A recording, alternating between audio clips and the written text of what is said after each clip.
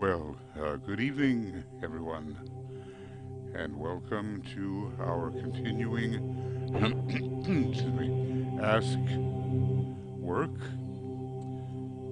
Ask and you shall receive, seek and you shall find, knock and it shall be open to you. The very basis of the new coming science of invocation. I have a little bit to read here before getting into the meditation. Excuse me. And I always find this useful, except at those moments when we need to go right into the invocation for various reasons. So we're here in discipleship in the New Age. It looks like volume 2, and we are in a section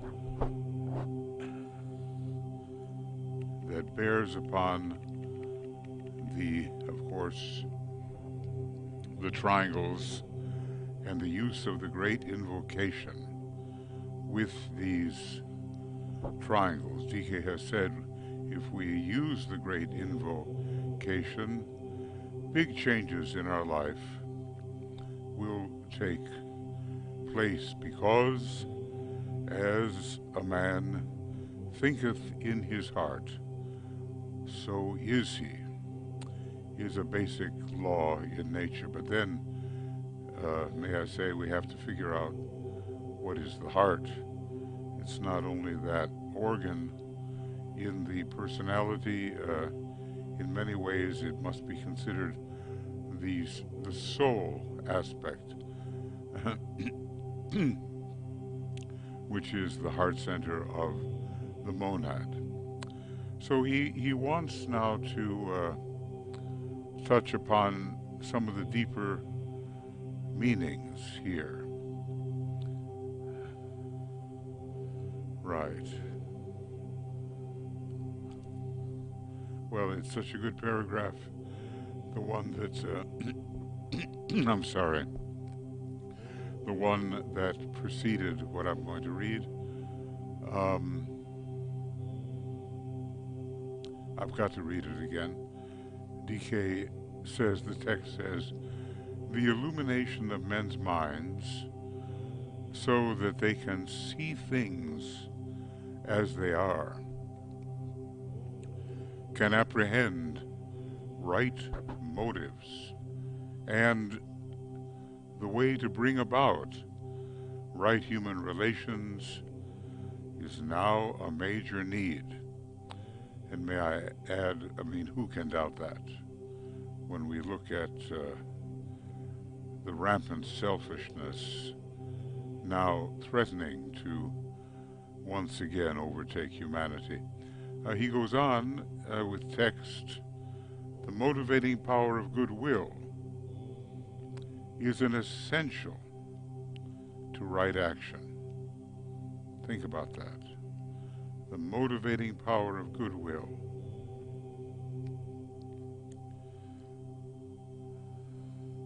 is an essential to right action. And maybe when we realize that goodwill finally is love in action, and that it's an example of the will to good, which contains within itself the will to love, we will come closer to the objective. The text goes on to say, given these two, light and love, it will not be many decades before the idea of right human relations will become the ideal of the masses. and will be rapidly taking form in all national, public, and community affairs.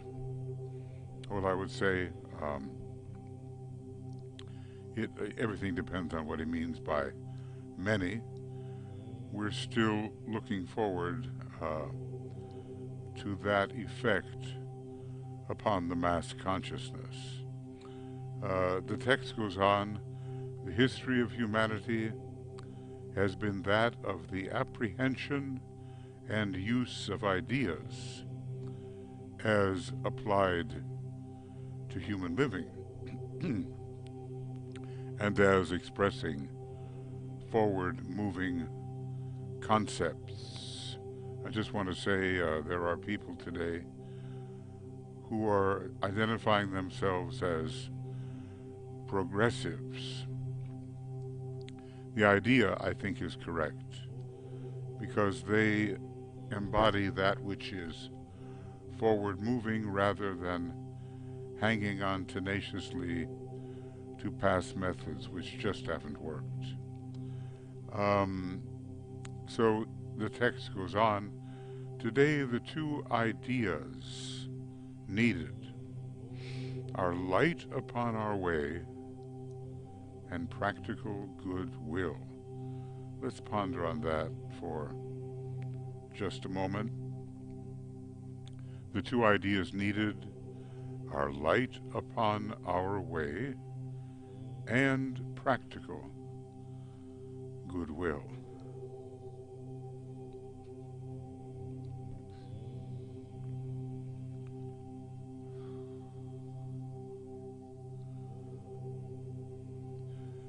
And may I say, you know, the goodwill has to work out in action. That's what he means by practical. And of course, we have to know where we are going. What has been said about two other necessities,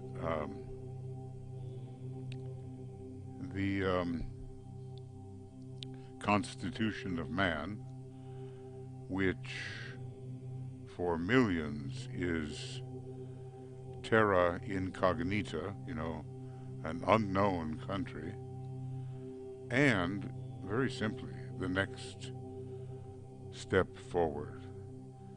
And the question is, do we know that next step? That next step forward, because then you can move with assurance and with confidence and with greater chance of spiritual success. Going on a little bit here, I would like now to touch upon some of the deeper meanings for you who are disciples or who are in training for discipleship. Well, we might say that the true disciple is the accepted disciple, but before that can occur, we have the accepting disciple and the pledged disciple, and finally, if the promise, the pledge, is upheld in the right way, comes that moment when accepted discipleship becomes a fact in the life of the aspiring individual. We are all aspiring, even those who have achieved a very high station. The text goes on, if I can do this, your meditation work may be useful in linking hierarchical intent with human aspiration. Such should be the work of all disciples. Well, we might say human aspiration is towards many things, and not necessarily towards that which the hierarchy would seek to accomplish. Obviously, when the triangle's work really takes hold, aspiration will then be in toward that exalted direction. A bit more here. You will already have noted, as you have studied the invocation. Remember, of course, that in the great invocation, the third of the great invocations, the encapsulation of the divine plan is to be found. And also, well, very simply, we use it in the triangle's work for obvious reasons. So he tells us that as you have studied the invocation, that the three major centers in our planet are linked up. Now, may I say, it's that linking which is so very important, because sometimes we look at things as if they simply are discrete and separated aspects, but all the aspects of divinity have to be linked together. So, and what are these three aspects? The text goes on to say Shambhala, where the will of God is known, and think for a moment, maybe it's really not known anyplace else. We think we may know something of it, but DK assures us that we know very little. So linking up Shambhala, where the will of God is known, the hierarchy, where Christ rules. And he's the head and the heart of the hierarchy, isn't he? The hierarchy where Christ rules, and from whence he seeks closer contact among men. Remember, contact, it's one of the themes of the Gemini preparatory full moons, which celebrates the Christ festival. So the Christ, it says here, seeks closer contact among men, and the center we call humanity. Okay. The great invocation links these. And of course, when we use it in our triangles work, that linking is occurring. The text goes on, there is a close relation between the first stanza and the final one. Well, the first stanza, I think, here of this particular invocation. Sometimes the word stanza seems to apply to an entire invocation, but here I think he means the focus upon the mind of God and the human destiny, as in stanza number 4. So he says there is a close relation between the first stanza and the final one. Why is that? Going on, humanity's destiny is, as you know, to be the exponent of the mind of God, thus expressing active intelligence, motivated by love and implemented by will. We can pause to think that humanity is manus, and that means it is responsible for bringing forward this third aspect of divinity, but the mind must be loving mind and in line with the divine will as the soul and the hierarchy understand it.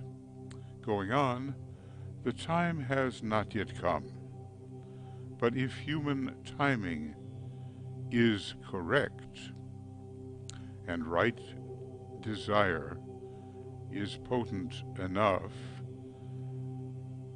so we see, don't we, that we have to change the trajectory of the usual type of desire, and if right desire is potent enough, for the first time in human history, this destiny can be publicly recognized, and people can be swept increasingly and voluntarily into an activity which is particularly their own destiny. The expression in a loving way and a purposeful way, let me say, of active intelligence. Yeah. We're coming to that point.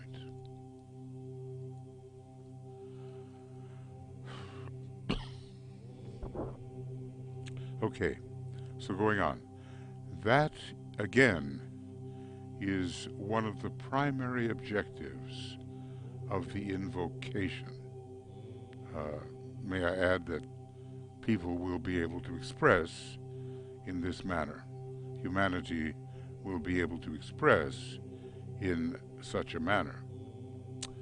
Going on with text, its steady use, note the word steady, its steady use will bring about an inclusive view of spiritual development, may I add, not a separative, reactionary view, and, going on, and impart a synthesis to human thinking which has hitherto been lacking.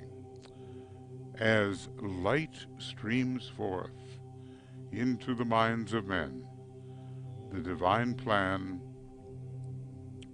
will be more widely sensed, and the will to good will be more widely desired and invoked.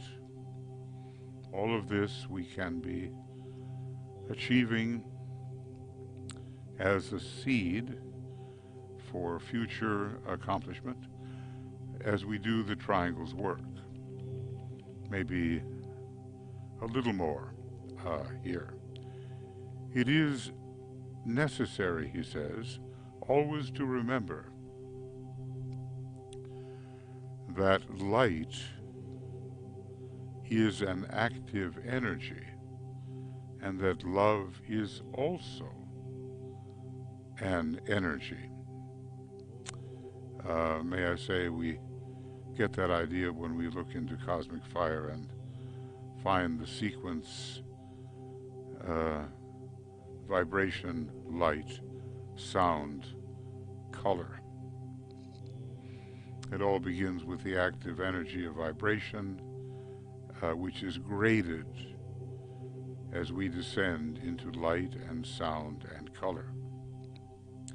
Going on with the text, it is useful also to bear in mind, and this is an interesting one, that light and matter are synonymous terms scientifically, and that the network of light is veritably substance, and therefore the carrier of goodwill. That is, I think, a very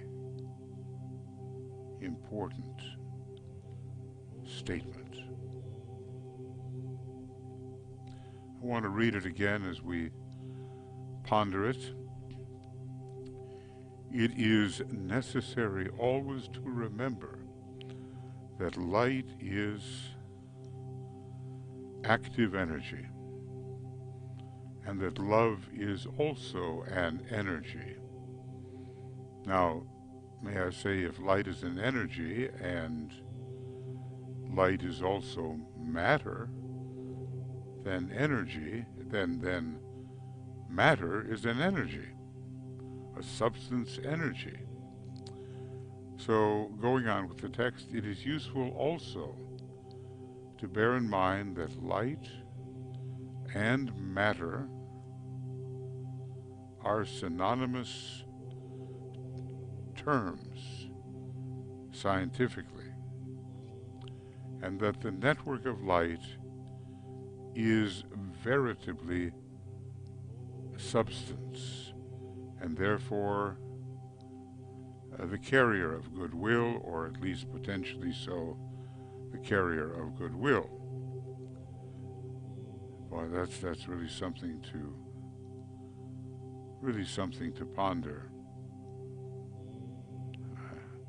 I'm remembering, we'll see it in a little while, and DK is advising that one day you will enter into that light, or now we can say into that type of matter, wherein consciousness awakens, free from the bonds of flesh. So going on here in this paragraph, that is why, consequently, it is necessary to realize that it is one network composed of two types of energy, and may I say, especially at this time. Later there will be three types of energy when the triangles of will begin to be a reality.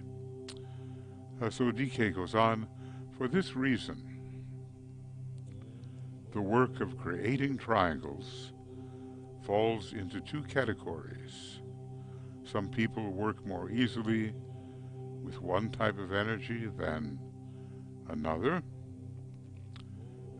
It is interesting also to note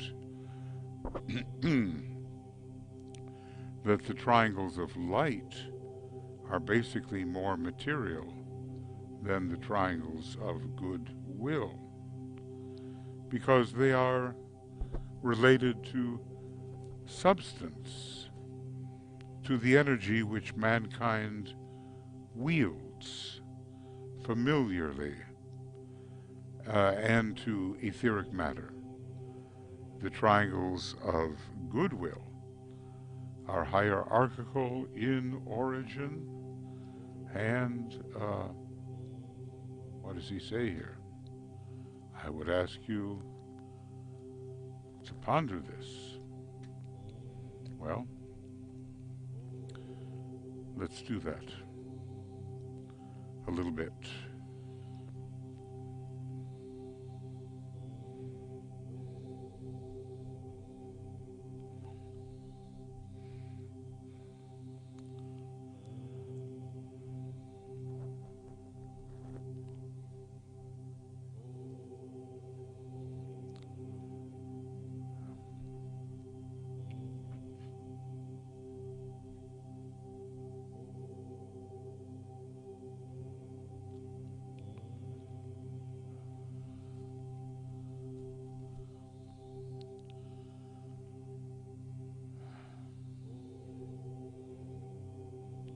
When I think about these triangles, it seems that they often reverse position,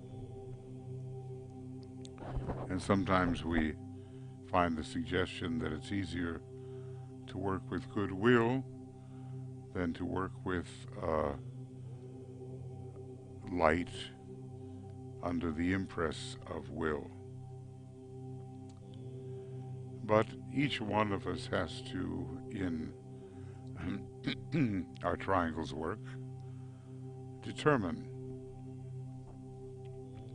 how we work and where we find the greatest ease in preparing um, the triangles with our fellow workers.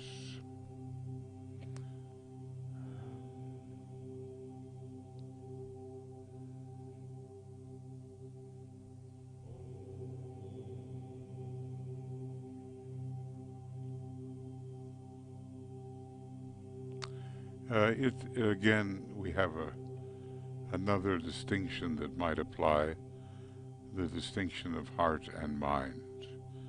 He was dealing with that recently in the discipleship book, section 1, that some people are approaching spiritual excellence through the mind and some through the heart, and others, like the Buddha and the Christ, towering above their fellow human beings, are approaching in both ways. Well, this also seems to be a heart-mind distinction, with the triangles of light involving mind and will, and the triangles of love involving the will to good and goodwill, which is love in action. Okay, friends, that seems enough to get us started here. Maybe almost too much, but nice to see you, and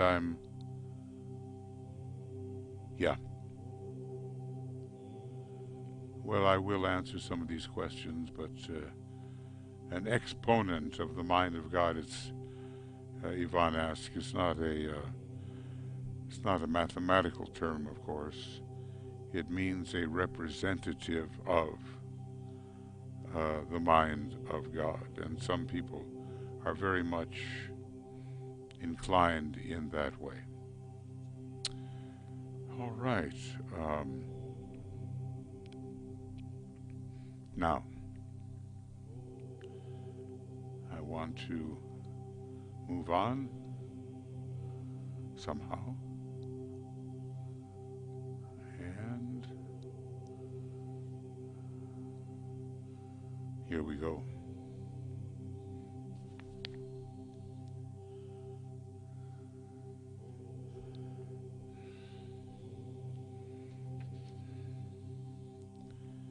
It's always the group idea which we have as we blend as individuals into one coherent whole. To the degree possible, we work as a group.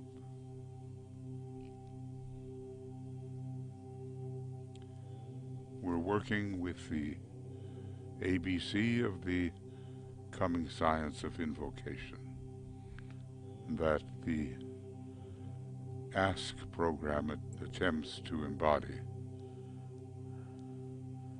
DK tells us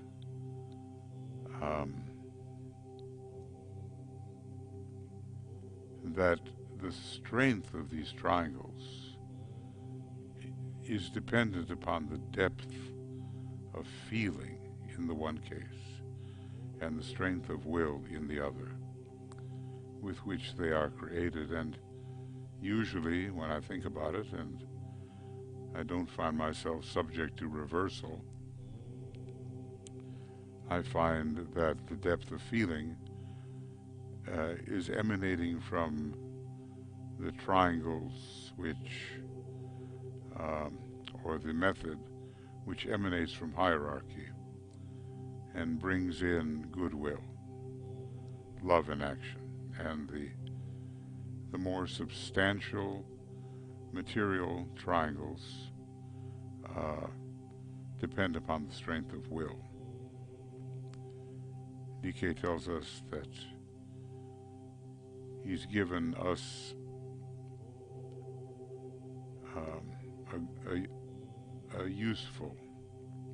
a new and useful hint And he tells us that this work is, quote, close to my heart, which is, let's say, an occult statement. And further adds, and let us take it to heart, that this work must go on.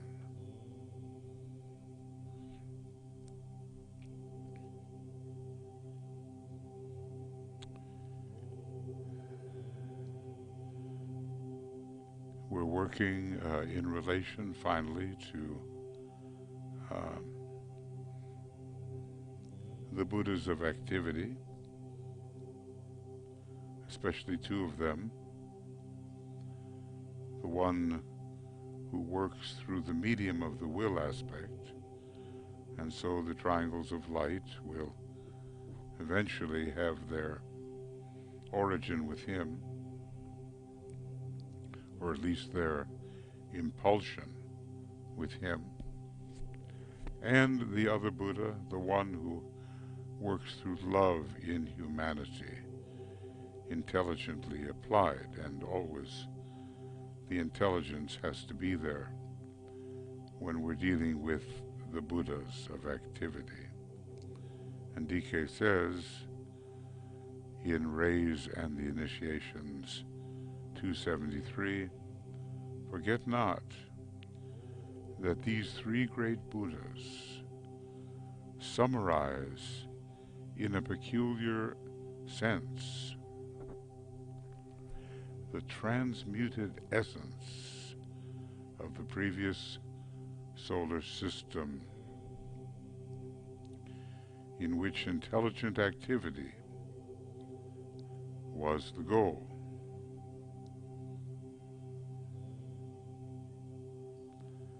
So they are working under the aspect of sacrifice and are serving Sanat Kumara, but bringing in a most necessary quality, which is to underlie all the triangle's work. Today, it says, that essence underlies all the activity of this solar system, but is motivated by love. Now, that's a difference from how it used to be.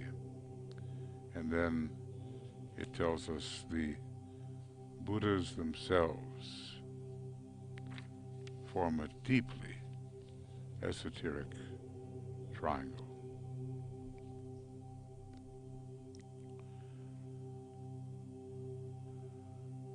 All of this work we're doing is part of building the Antakarana, and not just the individual Antakarana, but the linking thread between the head center of Sanat Kumara and his heart center. Again, we're asked to ponder.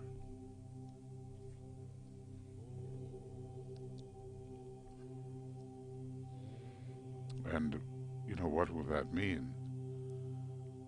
That this attempt to link hierarchy with Shambhala, which is not yet completed, and Shambhala with hierarchy, will be given a great impetus by this triangle's work.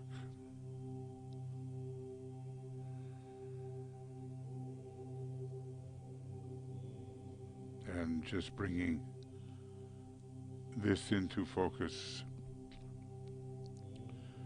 the fourth seed group will particularly be concerned with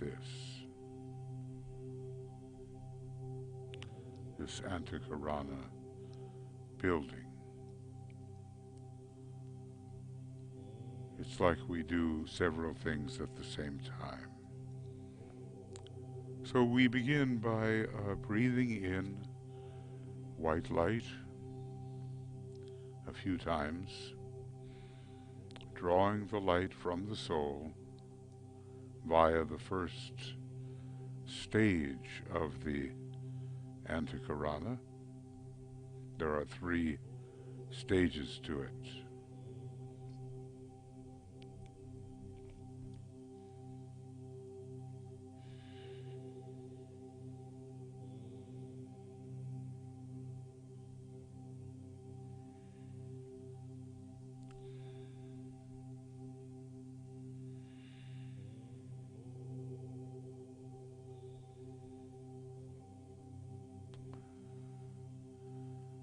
And we inaudibly and consciously sound the Om through our 3 lower bodies, the lower mind, the astral body, and the etheric physical body, inaudibly and consciously.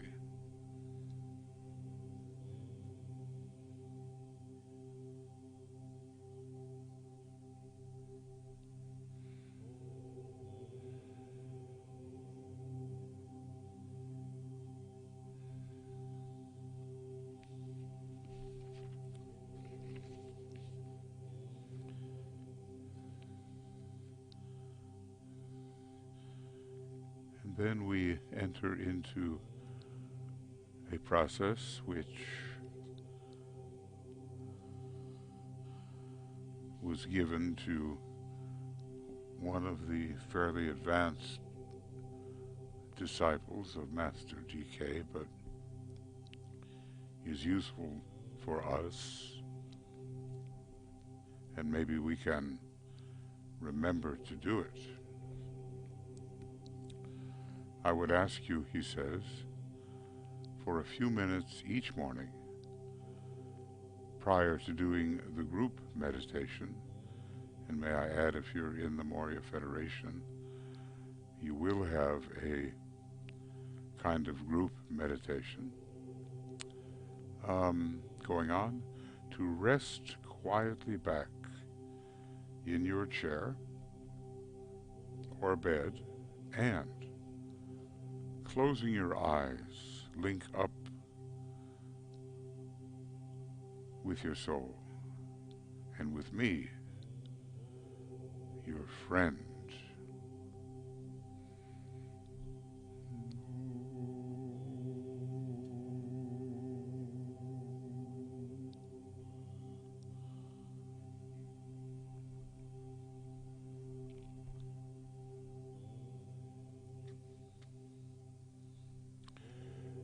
You will thus create, he says, a triangle of light between your soul, your head center, and myself.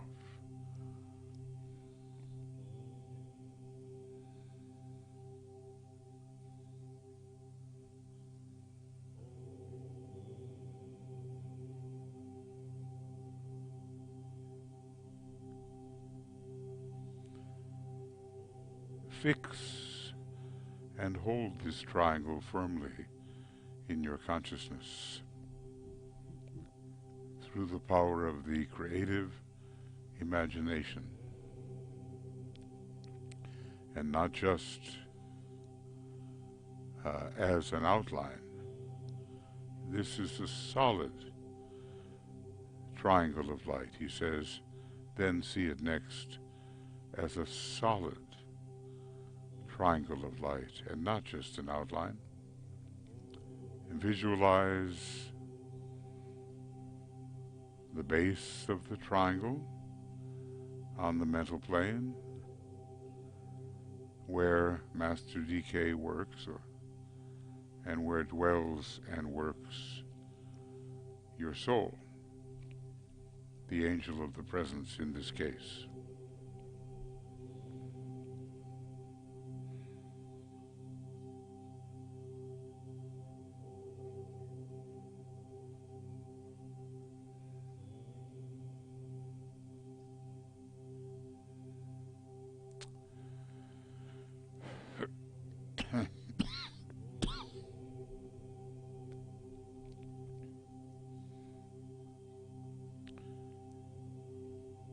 the lower point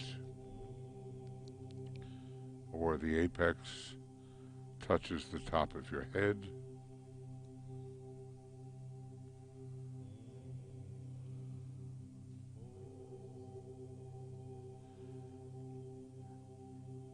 And now see pouring down via the triangle a stream of light, golden, light orange in color, and not, on this occasion, not white.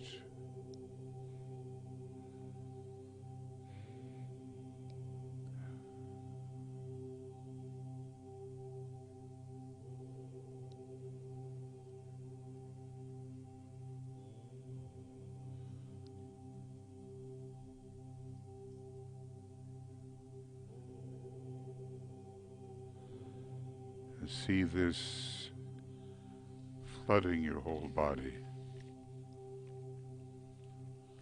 this light.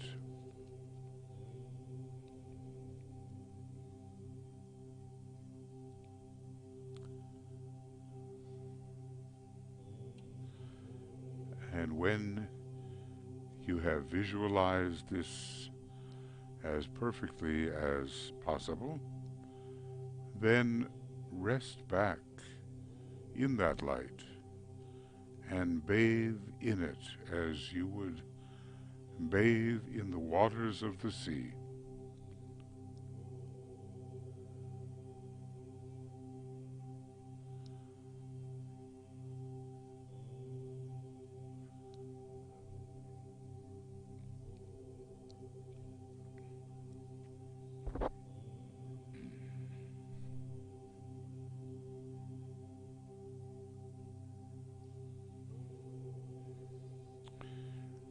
See it permeating every part of your physical equipment,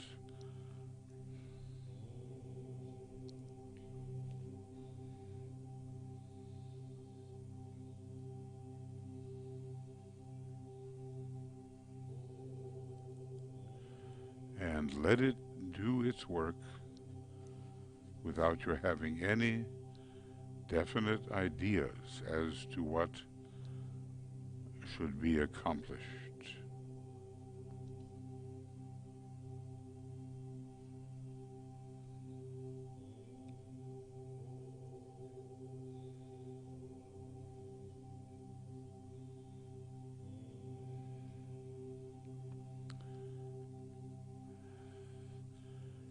And then the Master says, the rest of the activity is in my hands, and you can safely leave it to me.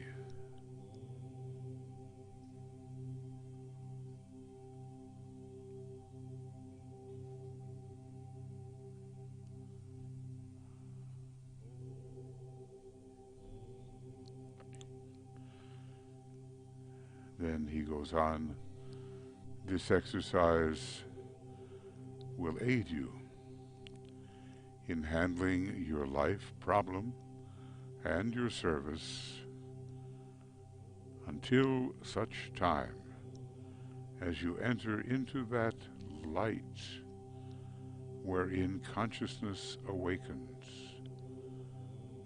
free from the bonds of flesh.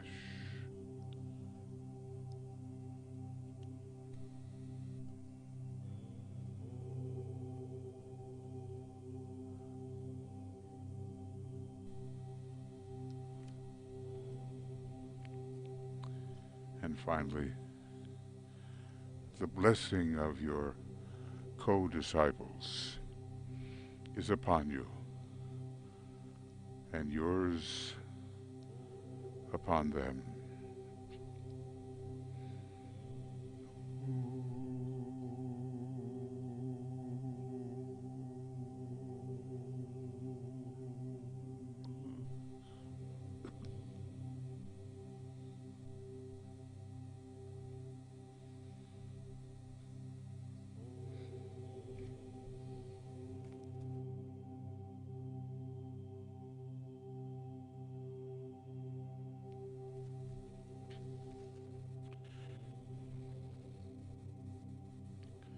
Now, after having reached a poised stage and holding the consciousness steady in the mind and not in the head,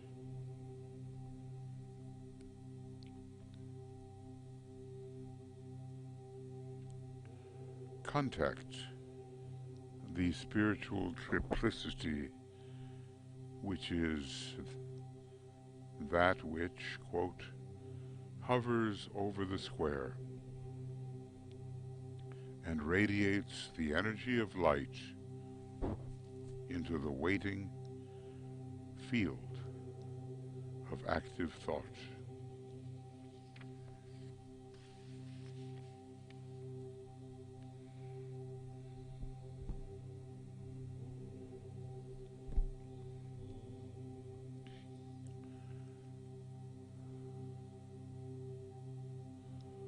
Now we're dealing with the triangles of light, and thus the will becomes very important. And we say together the mantra of will. In the center of the will of God, I stand. Naught shall deflect my will from His.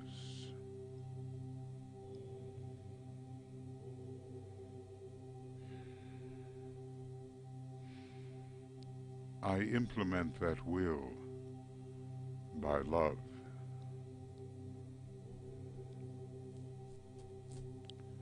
I turn towards the field of service.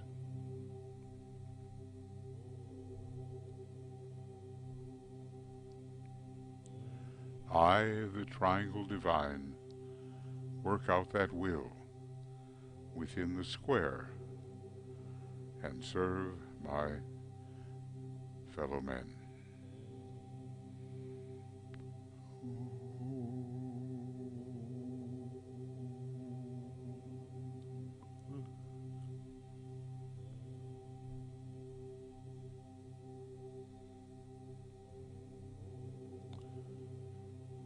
Now we get ready to contact our triangle's members,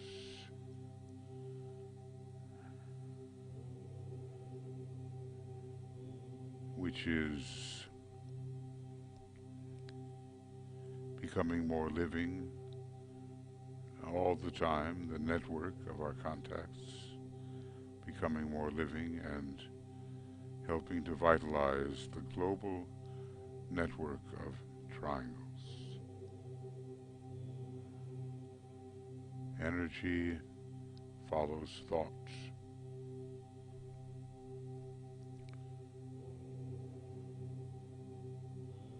So we focus on our own triangle or triangles and call upon the group members by name and with love,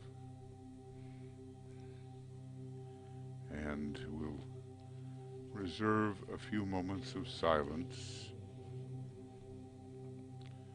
for us to do that.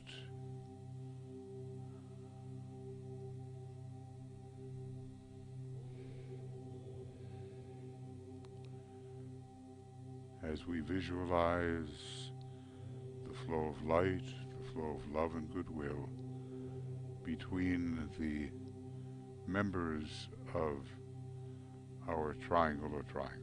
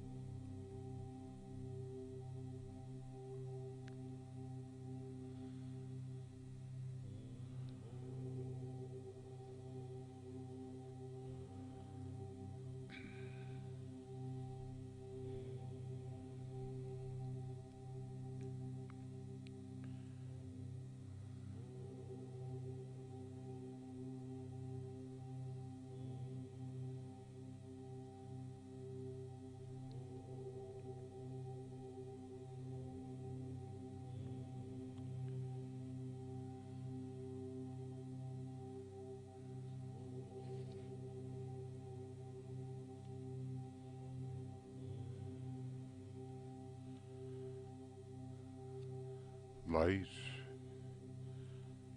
and love as goodwill are passing through our triangles.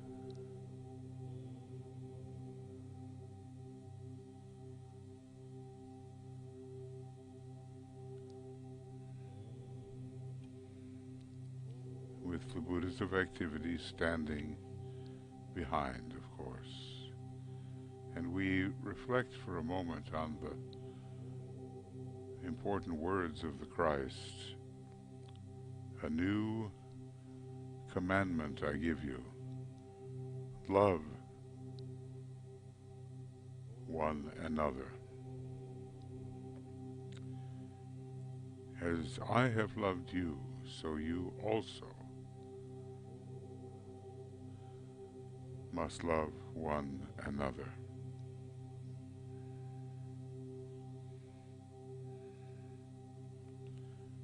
And as we do this, the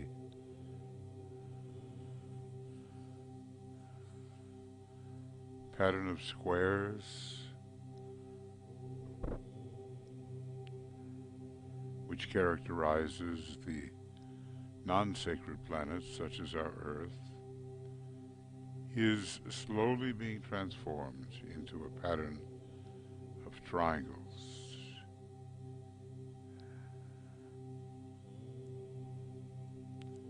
As the love and as the light has its effect.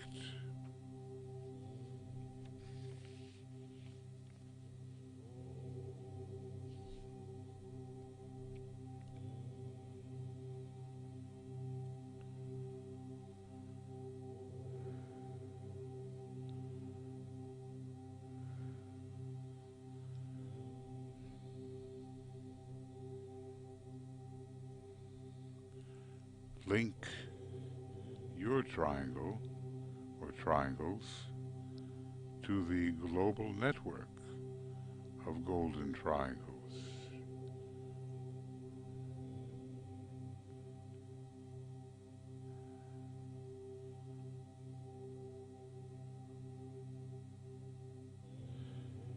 And try to realize that the network of triangles is under the eye of the great shambolic triangle, the three Buddhas of activity in Shambhala.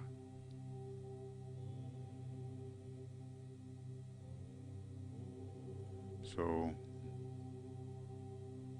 there is a triangle here between your little network, the global network, and the three Buddhas.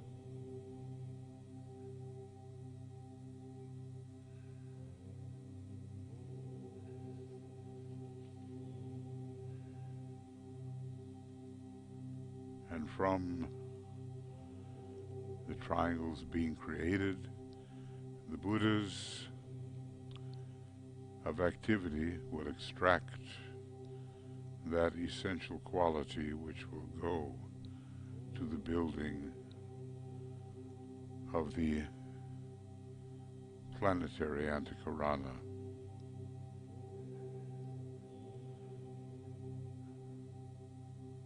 The Buddhas are the great protectors, and if dire emergency should arise within humanity or upon the planet, the Buddhas of activity can energize the triangle's network for protective purposes.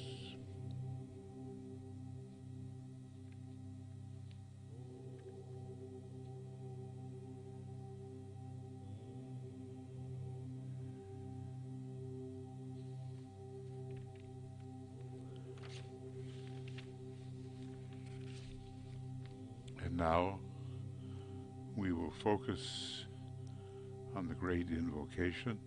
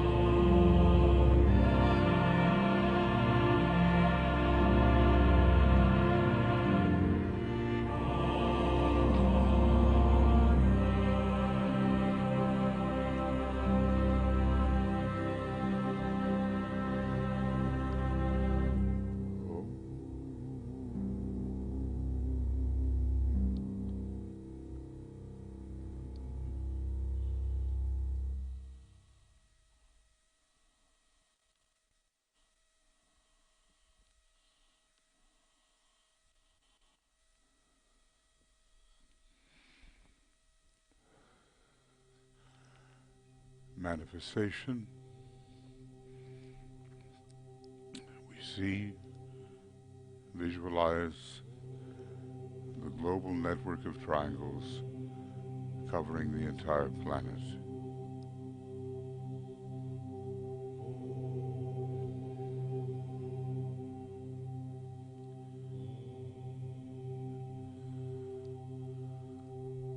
We endeavor to realize the factual nature of this great and living spiritual organism. It constantly substands and underlies human affairs.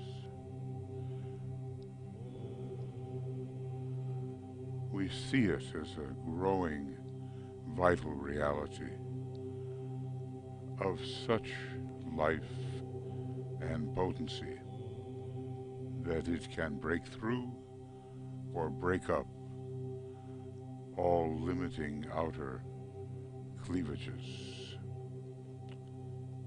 And by the very force of its interior nature, interior life, eventually externalize itself.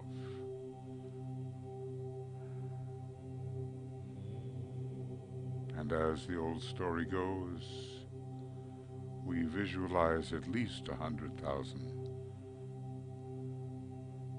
living triangles functioning within the square-like etheric body of Earth, transmitting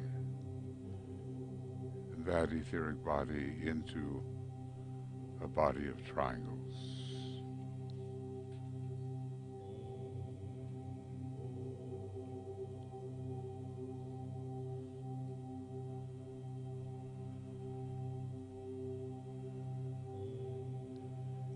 We attempt to see Earth as a sacred planet and humanity redeemed.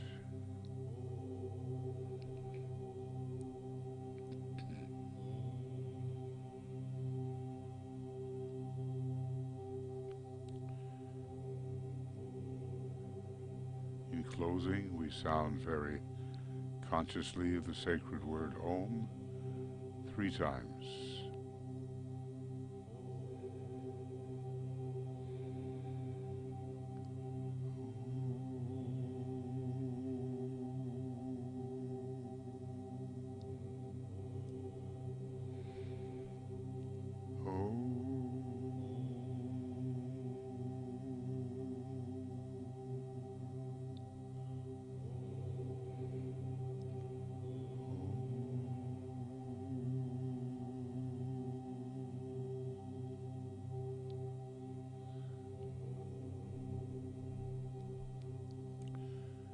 We sustain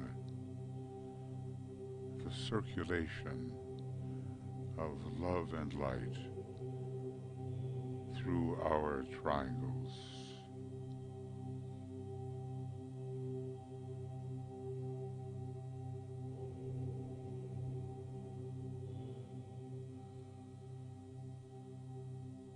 When you think of it, it's such a marvelous project, so effective and so useful in moving our planet towards sacredness.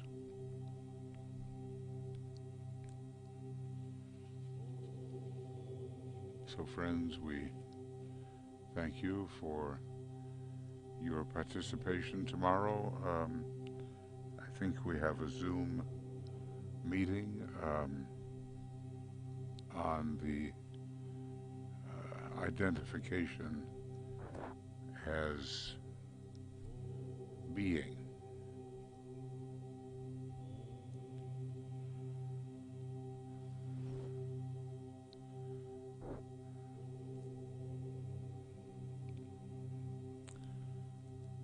And then I think we'll see from the schedules forthcoming. I think we have the Zoom meeting on Friday of the Treatise on Cosmic Fire in depth. So what I'll do is